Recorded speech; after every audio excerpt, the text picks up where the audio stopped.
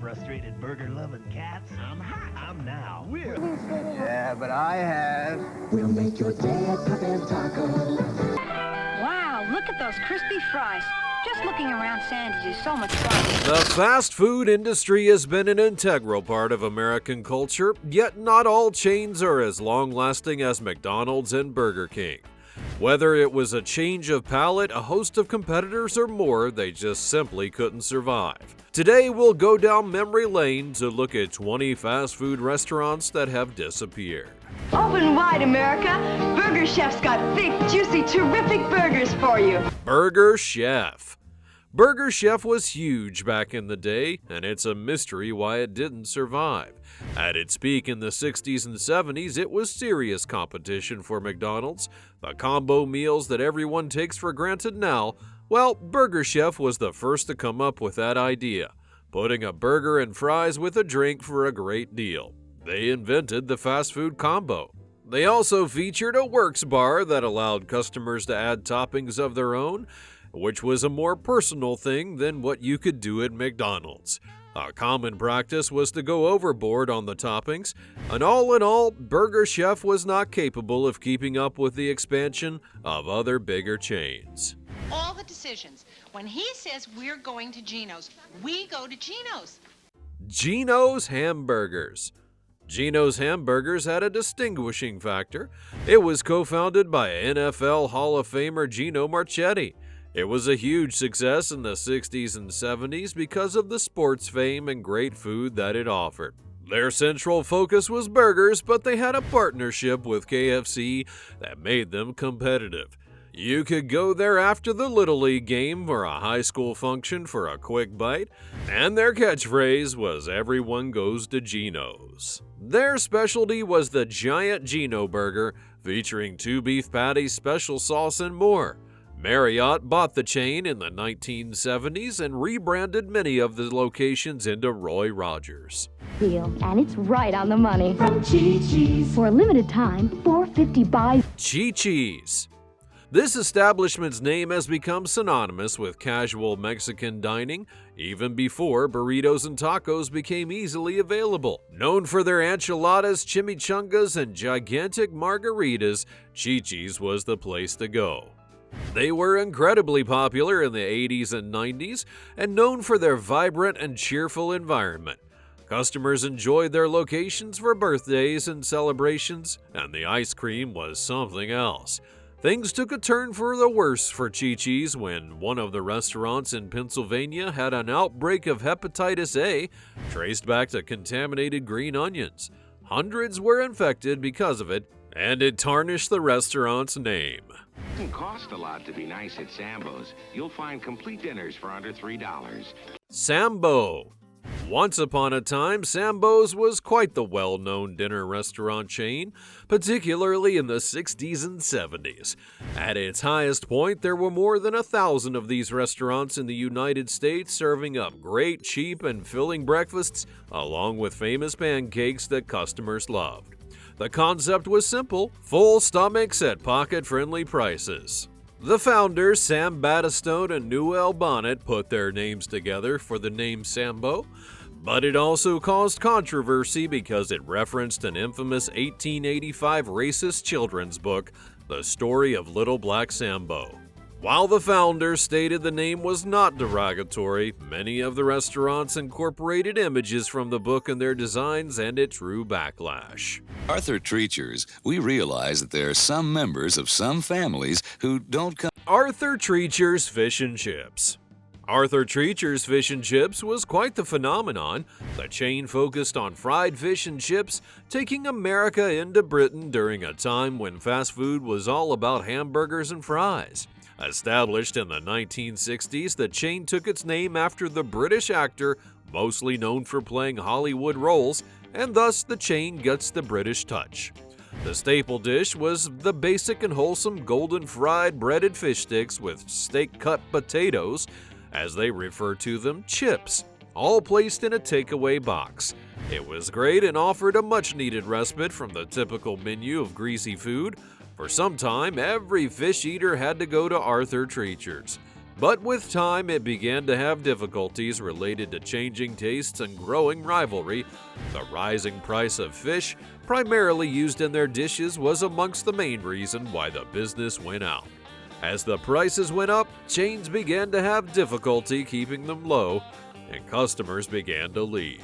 Follow the boatmobile to the real burger deal. That's the way you want it right now. Hot is right. Hot and Now. Hot and Now was the perfect place for people who wanted a quick and inexpensive burger. Primarily a drive-thru, it emphasized how fast and cheap a burger could be, selling them at 39 cents. There was no dining luxury involved, no indoors, just cheap food served quite fast. If one wished for a filling meal without the necessary complications, Hot and Now was the best option. The menu was basic: burgers, fries, and drinks. A complete meal for under $3. It was the perfect thing for students and people on a steady budget. The chain's downfall came as fast as its rise. Poor management choices during expansion led to a devoid of structural base. Only one Hot and Now serves in Sturgis, Michigan. This is the third time my husband went back to the salad bar. He likes to see the Italian dressing. Red Barn. Red Barn was an example of a chain that had a personality, especially with their barn-shaped buildings. In the 60s and 70s, Red Barn was associated with eating almost everything, from hamburgers to fried chicken and even fish sandwiches. The menu was somewhat more wide than those of ordinary franchises, and they had ingenious ideas that went well with customers. The Big Barney Burger and the Barn Buster were imitations of the Big Mac and Whopper, and they were enormous. But of course, it wasn't all about the burgers. The tasty fried chicken was an added plus. Changes in ownership and bad policies began to tear the business apart by the end of the 70s, and Red Barn began to sell off their assets to pay debts. By the mid-1980s, nearly every branch had shut down operations, and it died out. A few of the original buildings are still there today, although they've switched to other businesses. Pup and Taco. Pup and Taco was one fast food establishment that could have only become famous in Southern California. If one was there during the 70s and 80s, you'd likely recall the bright-colored orange and yellow signs with a crazy combination of hot dogs and tacos on the menu. This chain began in 1956 and became famous because it catered to people who wanted to enjoy either a hot dog or a taco without having to make a choice. It was fairly elaborate, and naturally there were hot dogs and tacos, but also hamburgers, burritos, and fries, along with beverages like their popular cherry slush. It was accessible for those who were looking for variety without having to move to different restaurants, but then the success of Pup and Taco became victim to predatory expansion. In 1984, Taco Bell purchased many of the Pup and Taco outlets, not to continue the concept, but rather to obtain the relevant real estate.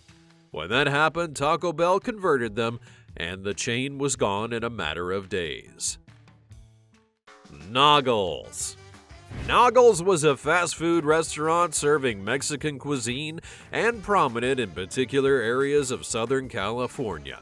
Dick Noggles founded the establishment in 1970 with a simple concept: bring fresh and fast-filling Mexican food. It was basic with burritos, nachos, tacos, and more, but what's associated with Noggles is some of its unique items like the bun taco, a taco filling served in a hamburger bun. It sounds funny, but people loved it, and Noggles became famous for late-night service with large servings, along with the food catered to students and active nightlife, and any individual who needed affordable food even when the day was far away. Their slogan, "Prepare food fresh, serve customers fast, keep the place clean," defined Noggles, and for a time they were doing great. But as the 80s approached, they faced challenges and were taken over by Del Taco, which was also a Mexican fast food chain, but with a stronger presence in the market. That's what it's all about. All-American Burger. All-American Burger was featured in the movie Fast Times at Ridgemont High. The people who watch the movie remember the memorable part where their character Brad, played by Judge Reinhold, is behind the counter, and without the glamour of Hollywood, it earned its mark by making amazing straight-up burgers. This place was not out to impress, it was all about serving wholesome meals at a fair price. The approach enthralled customers, especially teenagers and school-going children, who would often seek out good food after their lessons and on the weekend. Mighty Casey's. Mighty Casey's was one of those fast food chains which had a lot of promise but failed to establish a stronghold in the crowded fast food market. In the late 80s, a few of the restaurants in Southern America may be hard to forget. They offered hot dogs, burgers, and fries based entirely on American food. The name referred to the story Casey at the Bat. Mighty Casey's was famous for its burgers and extra-long hot dogs, and also made hilarious dishes like the Casey dog, which was a simple hot dog containing chili and cheese. Unfortunately, they couldn't sustain the financial aspect of the restaurant, and even though they had fans, it was not enough to keep the business going. Put that tray down here. I could go for an Ollie burger. But veal and mashed potatoes will be great too. Lums. A genuine legend in the 60s and 70s, you probably recall their famous hot dog steamed in beer. It was a different kind of fast food that made the non-standard approach to ordinary hot dogs. Serving the dogs in beer gave them a one-of-a-kind taste that made people love them even more. But it wasn't only the food that drove their popularity, but the entire atmosphere. It was more like a sit-down restaurant than a fast food place, and they expanded their powerful network with a variety of offerings including burgers, fried fish, and sandwiches, but it was the hot dog that brought people back. Introducing Kenny Rogers Crispy Chicken. Kenny Rogers Roasters. Kenny Rogers Roasters became synonymous with the flavor of rotisserie chicken. In 1991, Kenny Rogers teamed up with childhood friends to establish the chain, notable for providing more healthy options that were not the usual burgers and fries. The target market for the brand's chicken offering was people who wanted rotisserie chicken, which was less greasy compared to fried, and besides that, they served mashed potatoes, macaroni, cheese, corn muffins, coleslaw, and more, comfort food that was a bit more healthy. The public was a bit more health conscious in the early 90s, and particularly fast food was looked at as unhealthy. Kenny Rogers Roasters came up with a never-done concept of focusing on roasted chicken, and it was successful, but with many quickly growing franchises, overexpansion caused issues. When the company was overenthusiastic about opening more stores, they were unable to maintain the quality and meet the customers' needs. As you speak. You already made it? We already made it. When? What time is it? 12 o'clock. Wetson's. Wetson's late 1950s burger chain after McDonald's was the first of several restaurants that opened in the New York area. Established in 1959, the concept was of a fast food restaurant that offered 15-cent hamburgers, fries, and milkshakes, and it became popular amongst families and teens. The bright orange and white colors associated with Wetson's burgers became conspicuously visible on the streets of New York. And despite being successful in early years, they couldn't survive rapid expansions of McDonald's in the mid-60s to 70s. McDonald's enjoyed a stronger constituency, larger and better nurtured marketing policies, flexible distribution strategies, and the capability to price Wetson's out of the market. The next time you crave ice cream, think Delights. With many exciting flavors, we're Delights. Established in the early 1980s, Delights was made to provide an easier and healthier solution to ready-made food, offering things like salad, yogurt, grilled chicken sandwiches, and more. It was a daring initiative at a time when eating healthy was just becoming a topic of discussion amongst the masses, and for a moment, it appeared as though Delights had found a gap that would blossom into a lucrative business. The idea was appealing to those who wanted to indulge in rule-bending fast food without feeling the remorse, and the brand was able to target consumers who were looking for more healthy, conscious options rather than obesity. In the end, such a market proved elusive for the chain in the long haul.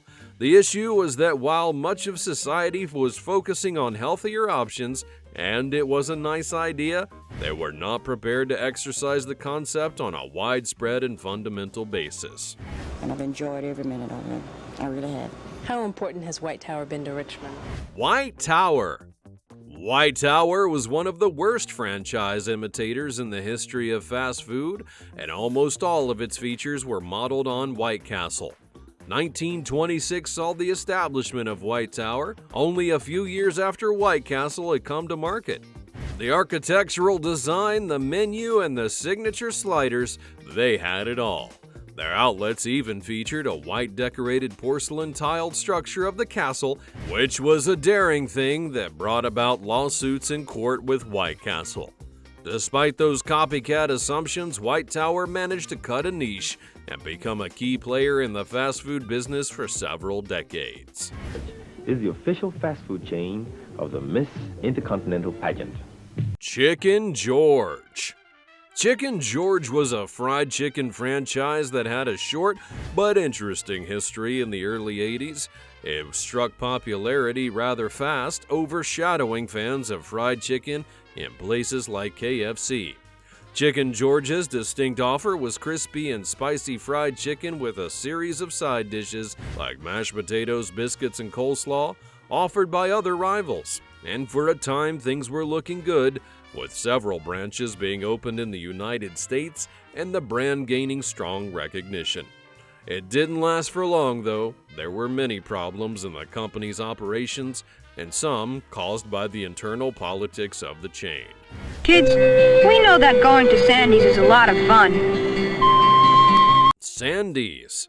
In the late 1950s, as the fast food industry began to take off, McDonald's was establishing franchises, and Sandy's, a burger chain in the Midwest, came into being. Founded by 4 ex-McDonald's franchisees who were tired of McDonald's rigid rules and payments, it sought to provide fast food of the same level but with a different cultural accent, being Scottish, where guests would be served by the staff dressed in kilts and greeted by the mascot Sandy. In its early years, Sandy had a fair amount of success as a chain, particularly in the smaller towns of the Midwest where the likes of McDonald's had not yet been. Unfortunately, like other smaller chains during that time, Sandy's had a difficult time adjusting to fast food battles. Excuse me, I'll be right back, okay? Ain't too special. Doggy's Diner. Doggy's Diner was an unusual yet favorite chain of fast food restaurants, which marked its presence as an institution in San Francisco from the 1940s. The franchise served simple American fast food fare consisting of hot dogs, hamburgers, and more, and it quickly became a favorite for people in the city who needed to take the fast food. People who love Doggies remember the chef and waiter who was dressed as a dog and located in front of every restaurant, but regardless of being so popular, Doggies had a hard time growing outside of the San Francisco area. Tasty food to eat, friendly people to meet. Carol's. Carol's was well received when they introduced their 15-cent hamburgers. Similar to other competitors of the time, the chains were effective in selling psychedelic pranks, a jester, and they marketed themselves as a cross between Disneyland and a restaurant. The chain excelled providing high-quality food at a low cost, especially to families and youths. And towards the end of the 70s, Carol's took a turnaround that eventually saw the depletion of their core brand. The firm had worked toward becoming a Burger King franchise, which removed any help of self-branding. Which of these restaurants do you remember the most? If you like this video, you'll want to check out this one about useless car features that have faded into history. Be sure to like, subscribe, and turn on notifications to stay updated with the latest content so you never miss a memory in the future. Thanks for watching, and I'll see you next time.